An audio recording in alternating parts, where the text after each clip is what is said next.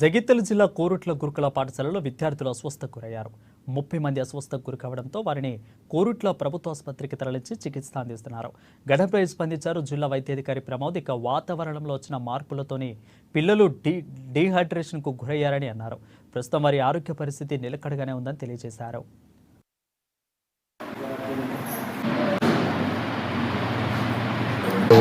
స్కూల్లో పిల్లలకి కొంతమంది హెల్త్ బాగాలేదంటే ఇక్కడ క్యాంప్ పెట్టడం జరిగింది.